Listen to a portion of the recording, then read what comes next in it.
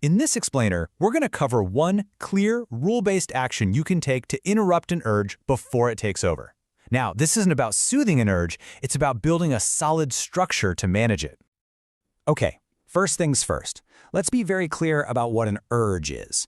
It is not a moral failing. It's not a lack of character or a choice you're making in the moment. An urge is a rapid, automatic response from your brain. Think of it like a reflex. And the mechanism that drives this is called cue reactivity. Neuroscience research is really clear on this. Specific triggers in your environment, we call them cues, cause an immediate automatic reaction in your brain. These cues can be anything really. Your phone, a certain type of food, or even a specific location. When you encounter that cue, your brain's seeking networks just light up instantly. This quote gets right to the heart of the matter. Over time, the brain's very ability to choose becomes compromised.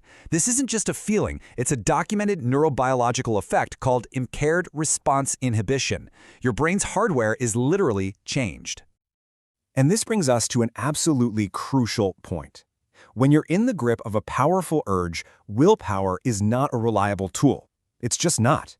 You are trying to use a slower, conscious, and already compromised system to fight a lightning-fast automatic brain response. It's a fundamental mismatch. So this leads us to the governing principle that this entire tool is built on, and it's this. When logic is too slow, your environment has to be the first line of defense. This completely reframes the problem. It's not about you needing more willpower, it's about recognizing that your logical brain is simply outpaced.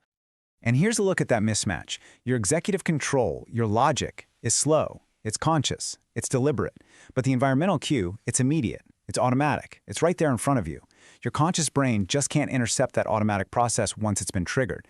The only effective point of intervention is the environment itself. So here is the rule. This is the tool. It's a firm, decisive, non-negotiable action. The moment you feel an urge begin, you remove the cue immediately. This rule breaks down into 3 very clear steps. Step 1. Identify the single strongest cue that's triggering the urge. Is it your phone, a particular food, an app on your screen? Step 2. Create physical distance from it. Don't just minimize the app, close it. Don't just push the plate away, get up. Put the phone in another room. And step 3. Change your location or context instantly. Go into another room, step outside, walk around the block. The change must be immediate.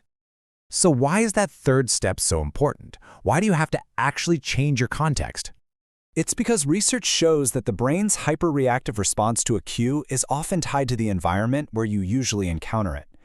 That sensitized response is context-dependent. So the same exact cue, when experienced in a brand new context, might not trigger the same powerful urge. By changing your location, you can actually inhibit the response because the new setting isn't paired with the old behavior. And here's the final takeaway. Real agency, real control, is reclaimed by implementing a structure that stops an urge from escalating in the first place. Control doesn't come from fighting the urge head-on. It comes from the consistent, disciplined application of this rule.